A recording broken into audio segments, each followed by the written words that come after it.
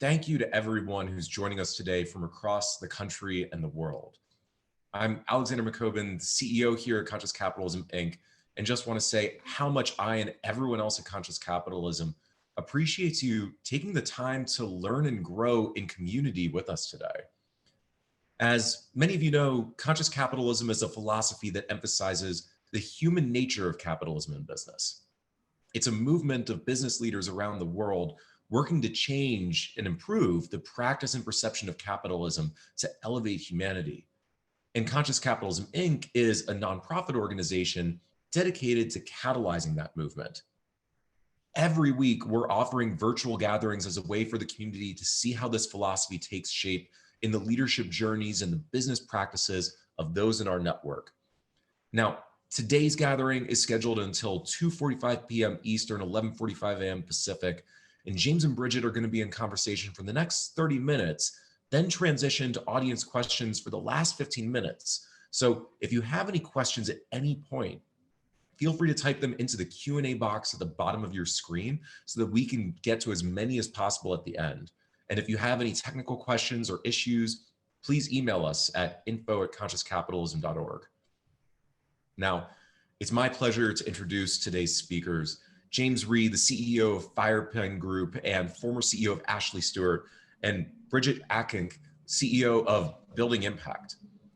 As an impact investor, CEO, and educator, James empowers people, brands, and companies to fulfill their true potential by marrying capital with purpose.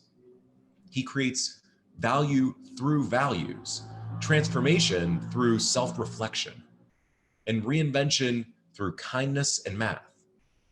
The story of the whys and the hows of the remarkable transformation of Ashley Stewart under his leadership has inspired millions of people, as well as the world's leading businesses and organizations, to do better by being better.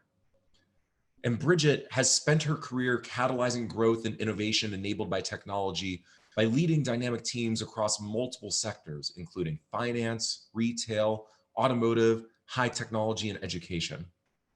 Bridget joined Building Impact as CEO in 2017, supporting the emergence of new team-based volunteering initiatives nationwide and measuring the impact for nonprofits in new ways. Prior to leading Building Impact, Bridget led dynamic teams focused on the go-to-market strategy for high-growth Silicon Valley-based software companies like BEA Systems and Oracle, as well as leading nonprofit organizations like the New Teacher Project. I'm really excited for this conversation today and hope that everyone here is as well. And so just want to say thank you and welcome to James and Bridget.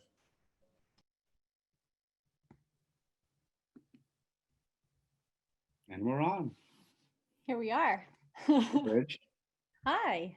So James, I'm so excited to have a chance to interview you today. And really, I think to begin today with the aspect of systems, to think about systems, the capitalist system, the system of human interaction that we see. And I know that since leaving Ashley Stewart, you've been thinking a lot about systems and the system that you built there and the systems that you had to work through there. So you've been talking about systems in the context of inequality for a long time, actually. And it's been something that's now been a part of the common vernacular today over the course of this summer. Talk to us a little bit about how you see systems and specifically the role of systems with inequality today. Sure. Hi, everyone. So before I hit systems, so let me just say this, is that people create and author systems. People and individuals can change systems. And systems theoretically are there to help and improve the condition of people. So if you start with that, right, there are many different ideas about what systems do and what are the best ones to affect that. So like for me, like I've always looked at systems in a, not just a business context, but in a life context. I think the overarching system is that there is one life, it's your life. You have one body, one soul. You are a person in every context of your system. And so I've worn a lot of different hats as that system of James. So I'm a lawyer, I've been a teacher, I've been a growth private equity investor, a distressed private equity investor. I am a product of the system of immigration. And I have a family and I have 3 children. So I have a family system.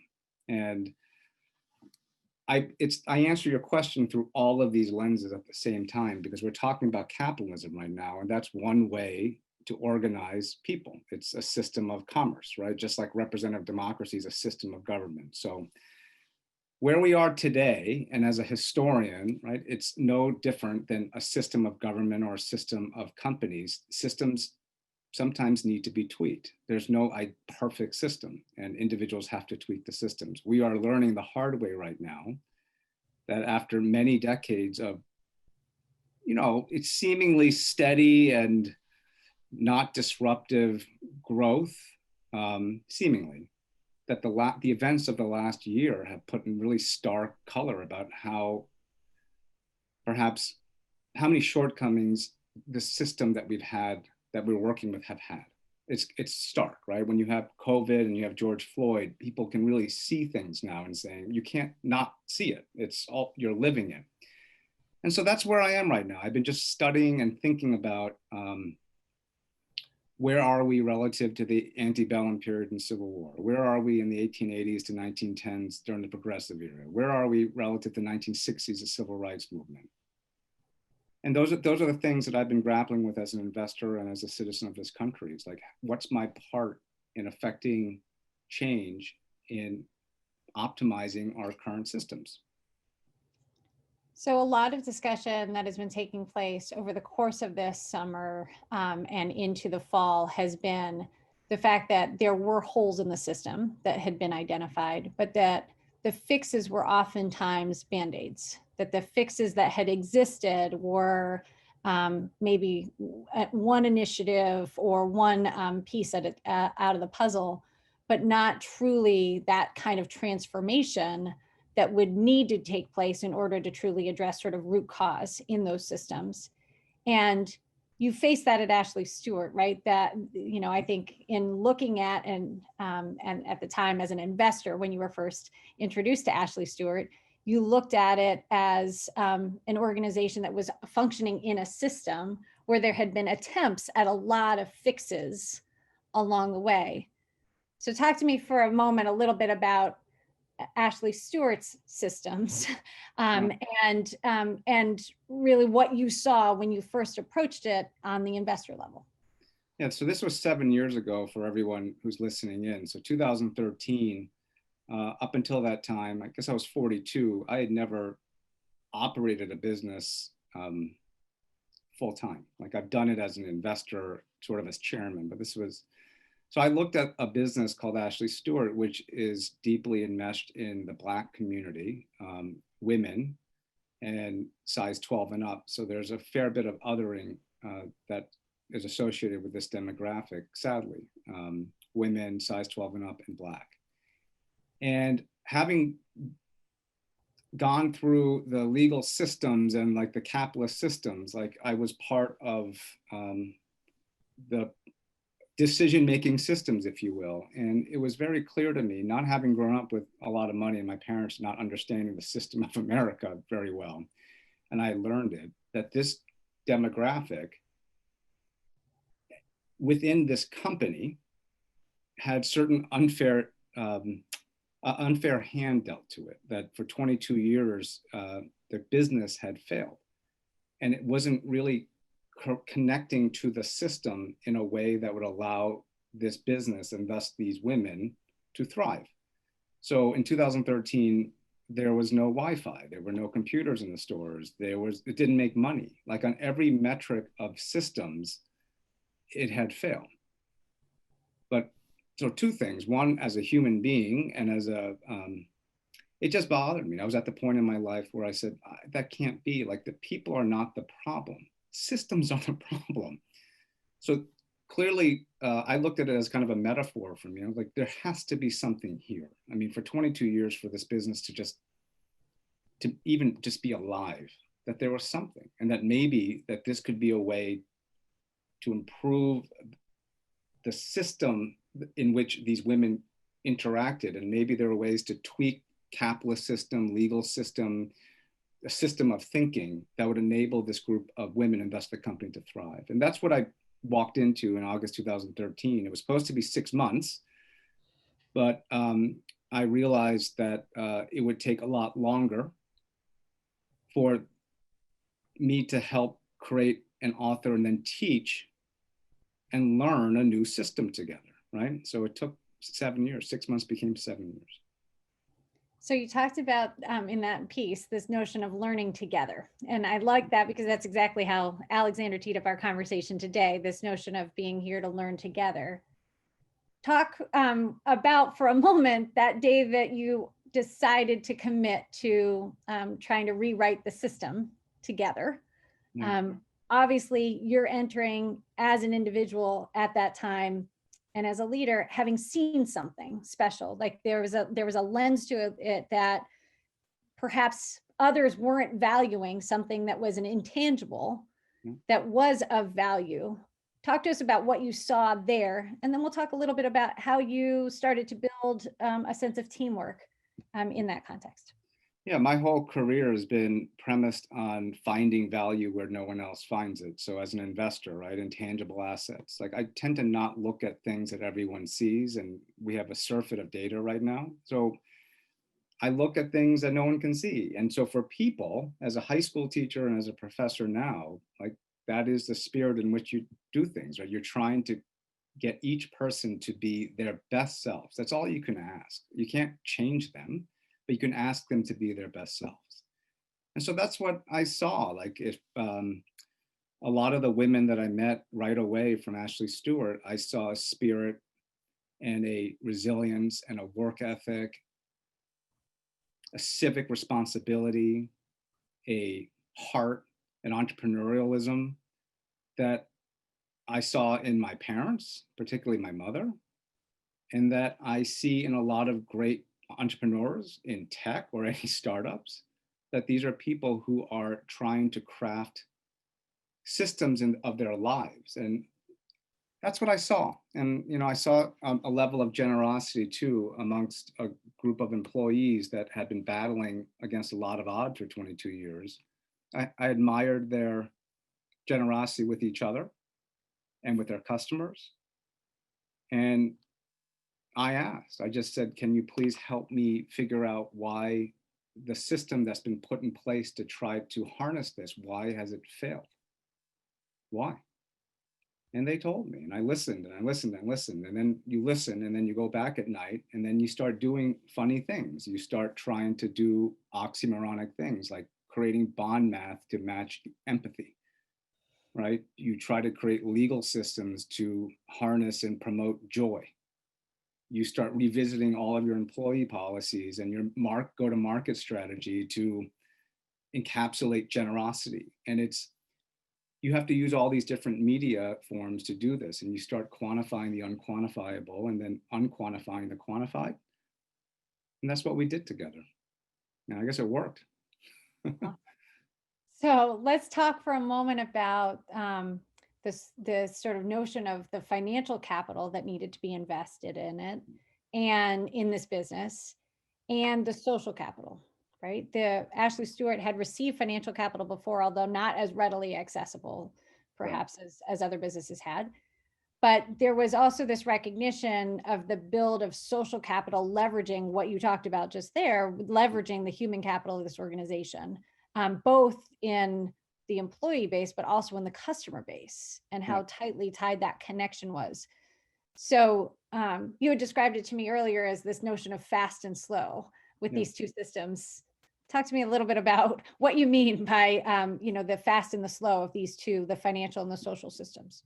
Well, I think we all, if you all agree that we're just people, whether in a work context or not work context, a lot of what I'm about to say applies to our democracy and our system of capitalism, right? So we are living in a society right now that one could argue we're worshiping false idols, right? So it's raw power and money. And we have a Fed that's been printing money. So there's money all over the place, proliferation of money. It's going into not as many hands as it ought to. So we have a mindset these days, and for a generation now, that you can fix everything with money. And so we have gap measurements of financial capital. How much money did you raise? What's your revenue? What's your earnings per share? It's a very linear way of thinking, which is exactly opposite to what system dynamics is, which is nonlinear. It's nonlinear thinking. We are living in a society that undervalues social capital. So part of the reason why we all feel sad or lonely is that we are. We're worried about being completely replaced by technology. Everyone measures themselves in terms of dollars. We have a deficit of time. There's a deficit of joy. So all of these elements of social capital, feeling in control, having family, having friends, having an ecosystem that's not related to your job have been eviscerated. And so that was a bet that I made 7 years ago. And it's, as a historian, right, you're watching these patterns, and as an investor. And so my thesis was that there'd be a transcendence of people, and that people were and will always be the most important asset. Like, why have a business if you're not servicing people? Like, if you have no employees, like, you want to create problems and solutions for problems for people. And those businesses tend to do well in the long term. So like with Ashley Stewart, I saw a lot of social capital. We didn't have a lot of financial capital, even after like we took it out of bankruptcy.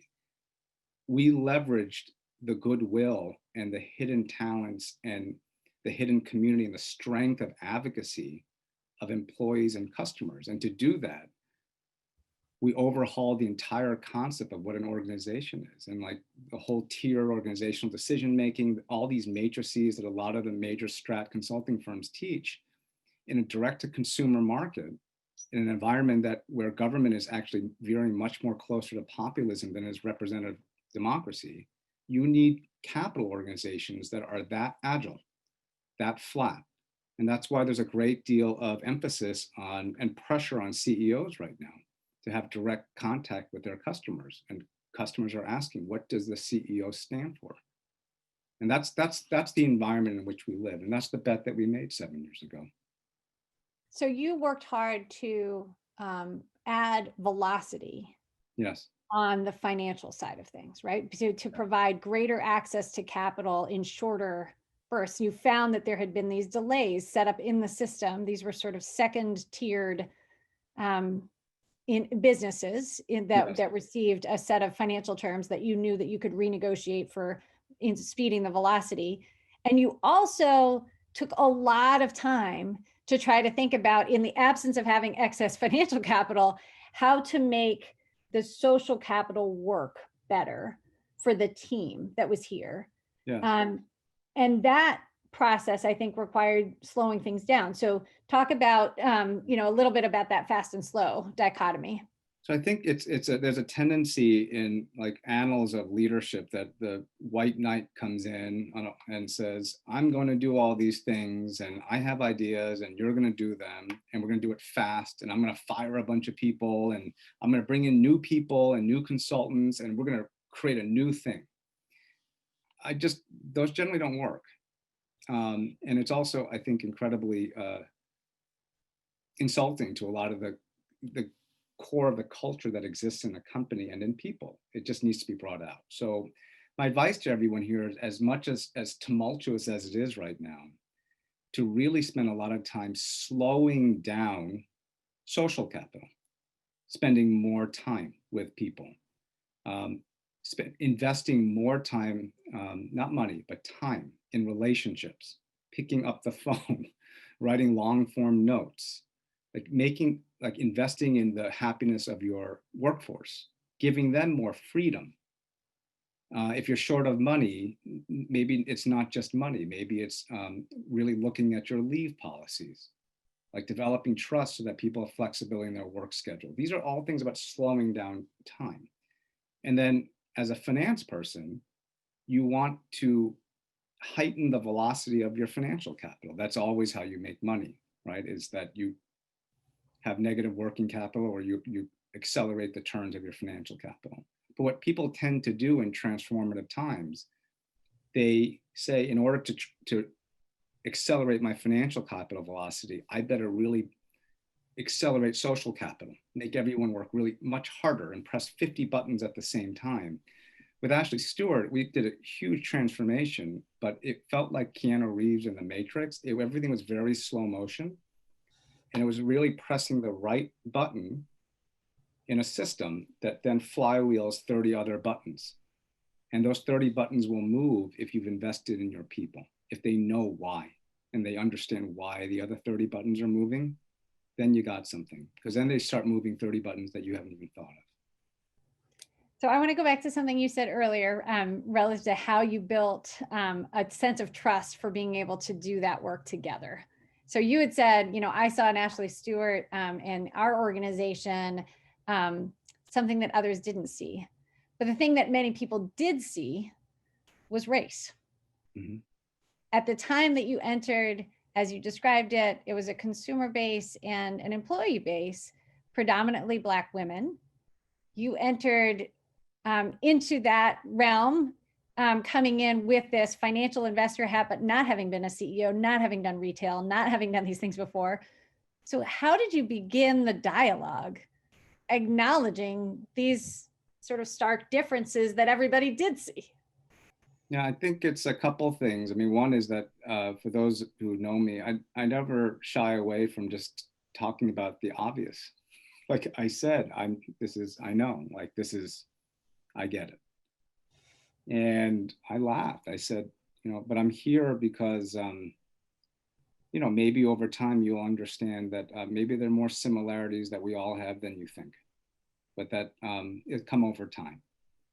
And over time, people understood what I was saying, where a lot of the ladies reminded me of my mother. And yeah, it was, I think they really understood that. But we talk about race. Race is a system, and you have to talk about it. And you have to talk about it in a open and honest way. And you got to create an environment where people feel comfortable talking about it. I think sometimes what's happening in this day and age where everyone's trying to do the right thing these days, which is great. I worry sometimes, though, that the mindset in which people are approaching it is still a little bit 20, 30 years ago. I think the Gen Zs actually get it quicker about what I'm saying right now, that race is important, but it's not the only thing, but it's really important, but it's not the only thing. To fix a system of race within a company, we had to make sure that the system of humanity in the company was fixed too, and that the financial system was fixed too, and that the go-to-market, the marketing voice was fixed too. Race was not relegated to a little annex of HR and CSR, and it wasn't a cost center. The quant and the qualitative that was written into the business model had race in the math. Race was in the marketing, but it was just done in that way. It was a very organic way. And I think companies that can do that, in order to do that, you have to have an internal culture that is incredibly trusting of each other, because you're not going to get it right all the time. And you do need lots of different people with different backgrounds to make sure that what you're doing is reflective of your intent. So that's what I would recommend to many people trying to talk about race, is to talk about it, but it's not a side problem. If you're having issues internally talking about race, probably your broader culture of innovation and safety of your employees to come up with new ideas, probably those things are not going very well either. So I think this is where I think that, for folks who have read your piece in HBR about kindness, for folks that have, and the transformation and the role that kindness played, for folks who may have listened to your Carla Harris interview about sort of the influence that your mother had for you in this, there was a very strong element, as you've told this story, about the transformation that you were undergoing while as a leader, while your team was transforming as well, in that system of trust. And you're now being asked to reflect on that in helping major corporations think about how to address this system of race inside, and the system of human capital inside for transformation. And I'm curious about how it is that you're approaching that that exercise of, sort of thinking about outside of just this example of Ashley Stewart, how does it apply to a consulting company? How does it apply to an insurance company? How can it apply to these other arenas that you may be interacting with? Yeah, every company has employees, every company has customers, and they're all people. And so I'm approaching it with a lot of, it's fun. Because it's fun for me, like what drives me. There's nothing better, whether as a teacher, coach, investor, board person, CEO, to see other people win. When you can get people to believe in themselves and then learn a few more things and then apply them all, and like, as a parent too, there's nothing better than that. And like, I approach in a fancy board setting or it doesn't matter to me. It's like we're trying to get the best solution we can with the people that we have. And let's be honest about if we don't have, we need a couple more people. It's that, let's do the best we can. So yeah, been doing it. That's why I teach a lot. You and I are going to be teaching together at MIT. I've been teaching at Duke for the past 5 years. It's like a deconstructed money, life, and joy class. Yeah, I tend to teach. So I lead, teach, but I think that I learn a lot too. That's the fun part about being a teacher. I think the best teachers are the best listeners. And so my whole life and career have been just a series of learning more and more and more from different people. And so, yeah, I think right now as I hit 50, I look at the next 10 years. When you look at where we are right now, all these different lenses and different types of friends I have and different types of communities and industries I live in, I can see a lot of things with like 10 separate lenses at the same time, and then maybe help bridge together people that don't think they should be bridged together, but that they should. And you create arbitrage through these incredibly rich ecosystems. So that's what I'm doing. So I want to take this as a last sort of piece around the ecosystem, because I think certainly if you look at the ecosystem that Ashley Stewart had, you built an ecosystem with universities like Spelman College. You built an ecosystem with multimedia. You built systems with technology companies like Salesforce. You had a whole, and certainly the financial components as well. You had this whole ecosystem. But another part of that ecosystem was also like the Susan G. Komen Foundation, thinking about health and wellness as a major initiative for Black women as well. And so I'm curious now, as you look at the opportunities to work with these other companies and you think about the universities you're involved with, the nonprofit organizations that you've been involved with, and these companies that you are now involved with who are thinking about this transformation, how do you think about it relative to, as you said, not having race relegated to some kind of component of a DEI initiative in tucked away somewhere, or similarly in a CSR that's left as an initiative, but rather how does that become fundamental to the transformation? Yeah, I think it's the quote that you and I sort of bandy about, the spirit of being, which is like, I forget what we said exactly, but it's kind of like a life well led and a business well run is one where you improve society, like you leave it in a better place. And that's how I approach every problem. And I think to do this, if it's a source of encouragement, because recently post-Floyd and post-COVID, I think more and more people now understand the metaphor that was Ashley Stewart, right? Like, how did this little business without a lot of resources, how did we do that? Because it was very much an experiment in race and capitalism and technology, right? It is possible. And so you have to tie in social and financial capital seamlessly through technology and marketing. There's an art and a science to that. You have to do it.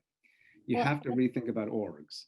Yeah. And like my view on orgs, in my life, everyone's a friend. Like, it's like more friends, the better. So in order for Ashley Stewart to work, and it makes really good business sense, you have to have faith in what you are selling. Because if you don't, it'll be pierced through, people will see it. But like, why not have your customers help you be successful and your employees? and your customers help your employees. And then you mentioned all those names, but yeah, we couldn't have done this without friends at Facebook and Salesforce and Soledad O'Brien and Spellman and Howard and Duke and Tim Ryan at PwC and Jasonda Duckett at JP Morgan Chase and Jamie Dimon.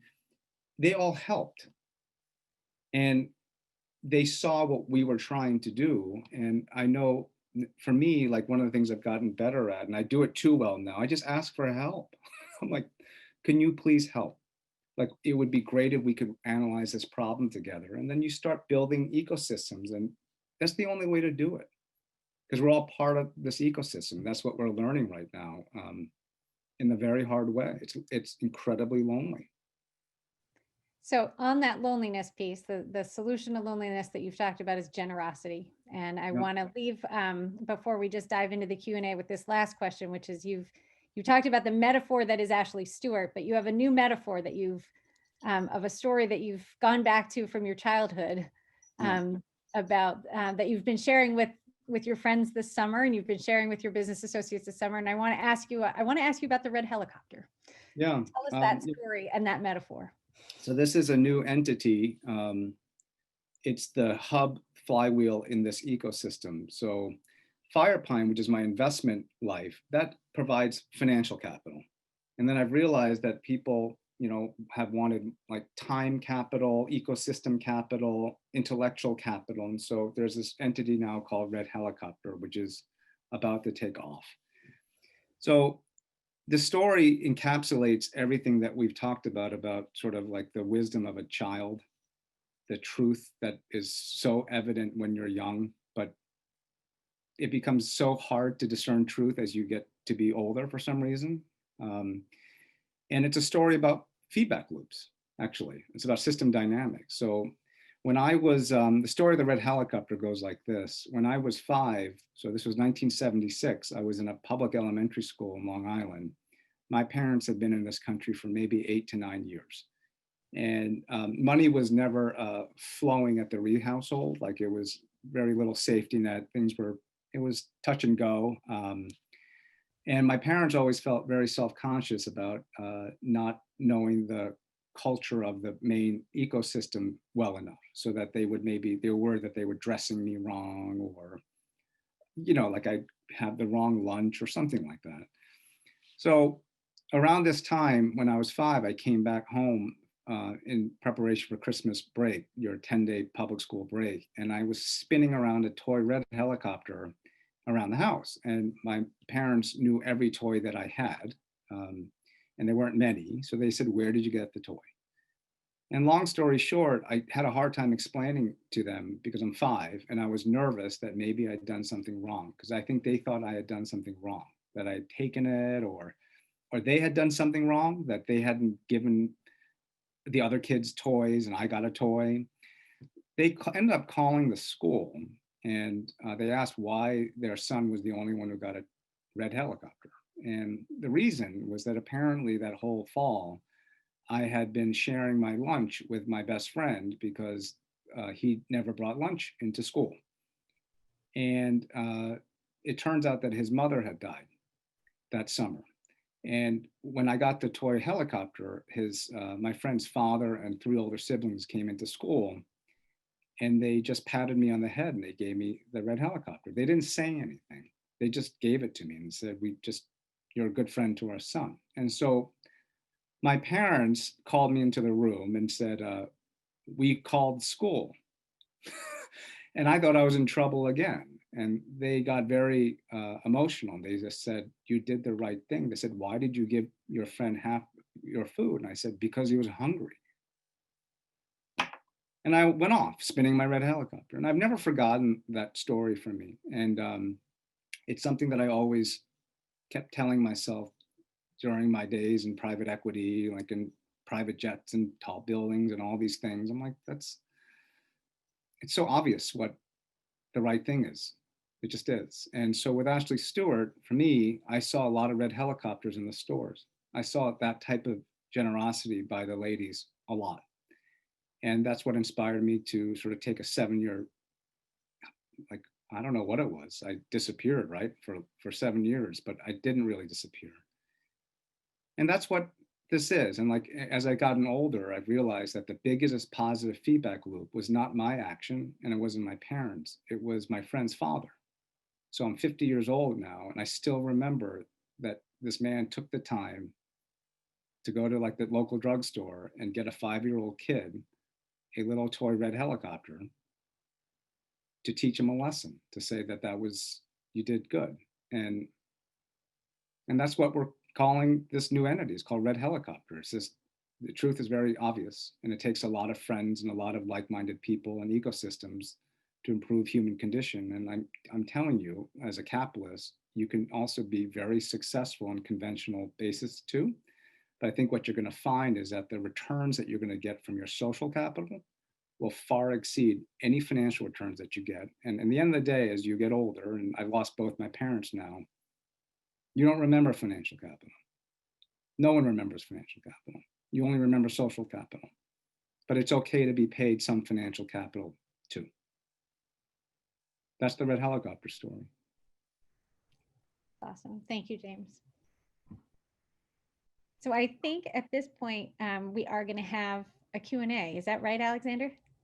That's right. And I just want to say thank you to both of you for an inspiring conversation. And that story, James, was just so powerful. And one of the things that we often hear from the community is that examples of challenges in businesses that leaders go through can be really powerful to help them understand how to apply these principles through their own challenging situations. So I'm wondering if there was any challenge that you faced at Ashley Stewart that really presented a challenge, but also an opportunity for you to live out the principles that would be illustrative for everyone listening in. Yes, I mean, what wasn't? I mean, it was like the first, look, when you go through, we didn't have a lot of money to spray. Like, I just think about the first 6 months. You have to picture, this is the existence and livelihood of a lot of people in this country and a lot of companies. Like, you have a lot of smaller business, mid-sized business members of this conscious capitalism community, Alexander, right? So it's not like people are burning money and $20 bills and saying, and what happens is that we have increasingly the markets are, we're getting what we've asked for, truly impersonal financial markets. People think that that's what they want, but it's really in reality what we've never really had. Like, there's some personal in the impersonal financial markets, right? You know your banker, you know your investor, you know your working capital line provider, you know them. When you stop knowing the source of your financial capital, like think about all the syndicated loans and mortgages being like not issued, held by banks anymore. They're owned by hedge funds. They're financial instruments. That's what the first 6 months of Ashley Stewart in particular were like. No one cared. The whole financial system, legal system, bankruptcy system, every system, forget it. Forget about the jobs, forget that these are important little places that these women who sometimes really don't have enough safety in their lives, this is their place. Who cares? It failed. It didn't have positive EBITDA. No, yeah, sure. Like, if you're going to take financial capital, you have to be able to pay it back. That's an ethical, moral thing too, right? You have to do that. But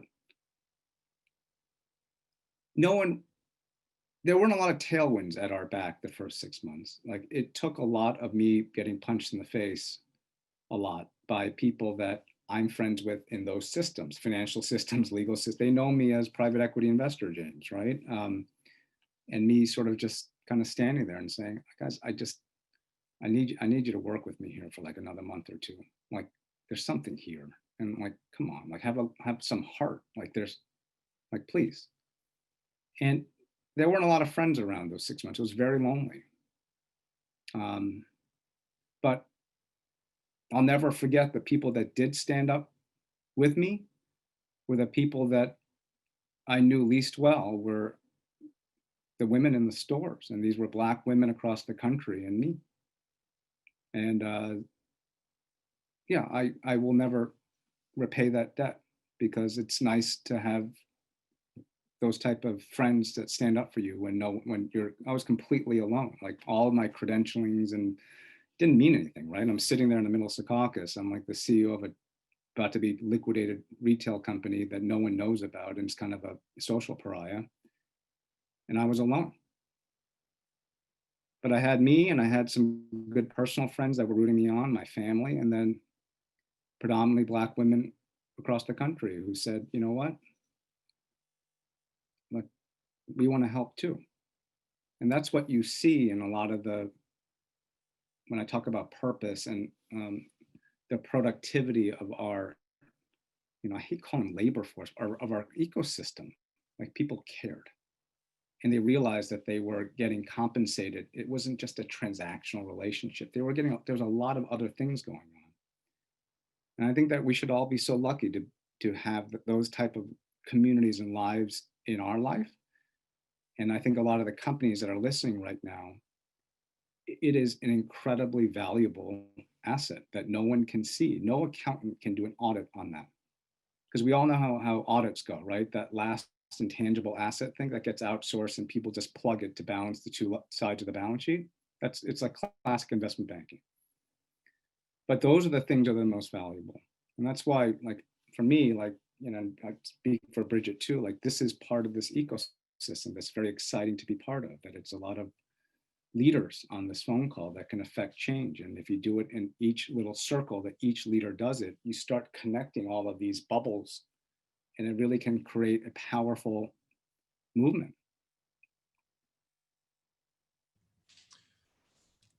That's so powerful. Thank you, James. And Mitch has a question that builds on a lot of this, where right now, a lot of companies are going through their own financial hardships because of COVID, the need to furlough or lay people off. And they're also recognizing the need for greater sensitivity towards identities and the challenges their workers face. So how do you build, or what advice would you give to them to build a more sensitive culture in the midst of financial challenges that they're facing that may lead to further layoffs and may actually create a more stressful environment? Yeah, I think this concept of kindness and math that I put a lot of things through this sort of this system of thinking. Look, there are reasons why certain entities are for-profit, not-for-profit, not-for-profit, for-profits, right? So if you're a for-profit company and you've taken capital and you have covenants or you have to pay bills, you have to pay bills and you have to need covenants. And I'm not saying that let's everyone take money and not make money and not pay your bills. Like every leader has to make tough decisions. This was clearly a shock to the system where like people's revenue just got turned off. And you can't just keep bleeding costs forever and wait for the government to bail you out. You have to make some decisions. That's the math. And so that doesn't negate the reality that you might have to furlough some people and you may have to term some people. But where the kindness comes in, you have to think about how you communicate it. You have to, as the CEO of the company, sign off on the process by which you are affecting the livelihood of human beings. So there's one thing sending, like, you're all furloughed, but that's like the federal statutes and state statutes. That's the bare minimum of what we have to do, right? They're rules so that we don't abuse like people. That doesn't mean that's what you have to do. You can do more than the bare minimum of what's legally mandated. So I know, like for us, like, even in I said this in the Carla Harris podcast, we kept like close to 80% of our employee base. This was like a retail business. And the justification for me was that I gave them customer lists and told them to call all their customers and tell them to check in on their mental health. And I was like, that's worth it. Like, why wouldn't I do that? Tell them that the virus is serious, because we all know that it over-index Black women early, but people didn't know that early. But it was pretty clear to me that was going to happen. So, and then we had to furlough some people, but the manner in which we did it, we spent a lot of time. It was very personal. Like everyone got a personal Zoom, and it was telegraphed and saying, this is going to be hard. And like, we know it's hard. We did everything we possibly could. And that's the kindness part of the process. So when people hear math and kindness, they're like, oh, you have to be kind and not follow anyone. I'm like, no, like I understand what it means to pay bills and balance your balance sheet. But a lot of times people, they lack courage to have the hard conversations, whether it's about race or gender, or just when you're terminating somebody. As the leader, you have to have the courage to have that conversation. You don't outsource the most difficult conversations or the most difficult decisions on people. You have to do it.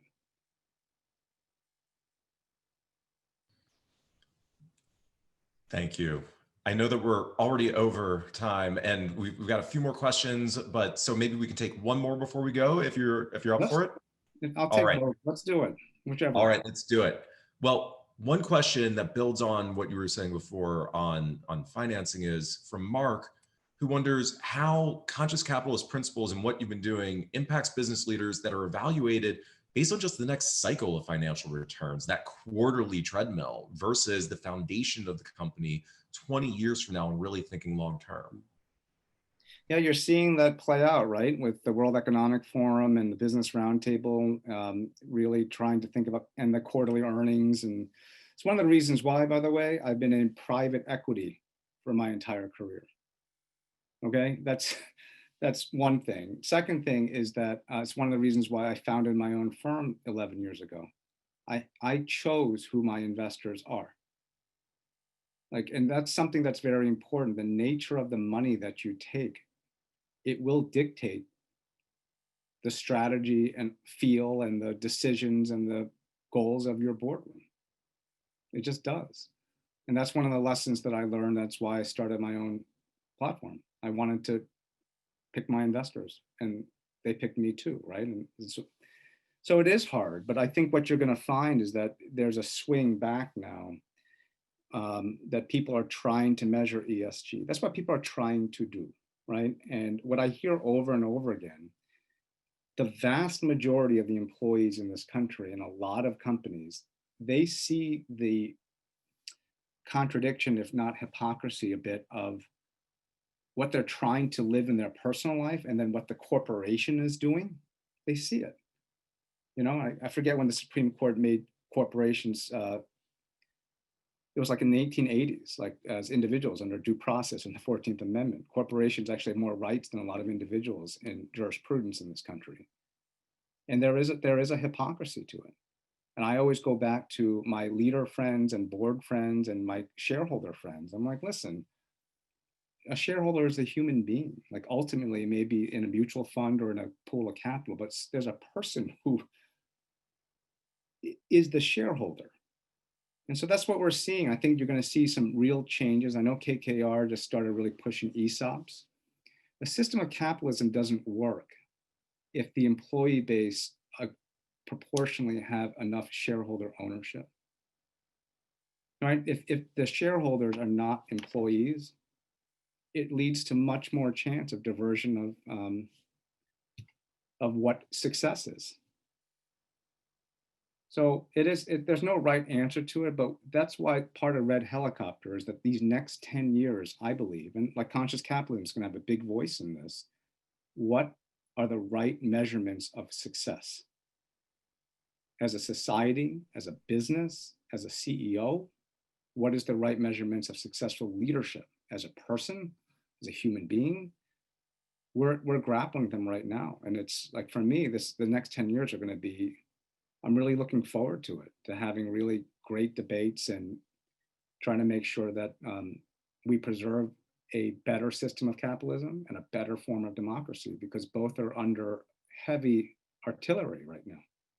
And it's not a coincidence. Well, and James, if I could just add, I think that, the course that we'll be teaching together at MIT, looking at it from a systems dynamic standpoint, allows for us to think a little bit about that capability trap that happens when you invest before you see return. That's that capability trap that oftentimes the cycle of a quarterly earnings, you have to explain your way through that. You have to see that long term. And I think that's where you were saying you were able to go back to investors, to go back to partners, to go back to stakeholders and say, this is that vision, the very clear, definitive vision of this is where we're going, and it may get worse before it gets better. Yeah, But exactly. there is that feedback loop that we are counting on, that we have built into the definition of the vision through systems dynamics. Yeah, Bridge and I will be teaching not just at MIT for the Sloan School, but like it'll be part of an exec ed program, Alexander, that's open to the public, because people have been asking, like, can we take this class? How do we take this class? So, but like, think about Warren Buffett, right? Arguably the best investor that in our generation. Think about, he would agree with a lot of this, right? He doesn't churn his investments, he holds. He doesn't think linearly, he thinks in massive cycles. And he reinvests in his people, and he was a huge philanthropist. And he's the biggest defender of capitalism in our generation.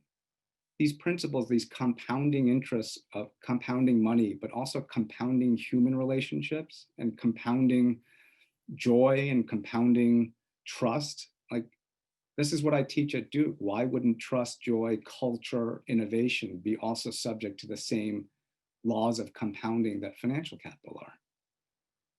They are. I love that. And there's just one more question before we break here, which comes from Sonia, who is asking, you made a lot of changes from the top. What are some of the best change management strategies that you've seen, though, from the bottom up that encouraged change at the top? I would say, Sonia, hi, Sonia. I would say that I actually didn't make changes at the top. I made them, it was a weird thing. So there was a philosophy of the system that I was helpful in sort of pulling together, but the changes were the facts of them, the wants, the problems that we were trying to solve. Many of the most innovative sort of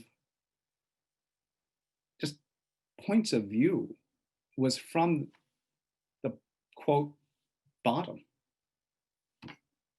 Like, I did not sit in an office. You probably read, I didn't even have an office. I got rid of it. I kept asking myself, in our little ecosystem, why do our customers care if the CEO has an office? Like, wouldn't they rather me pay someone more in their store than me buy a desk? like revenue is like, I always view that as a fiduciary for revenue, right? It's customers' money coming in, and then my job is to help make sure we don't waste it. Like, we spend it on things that are better for the customer constantly.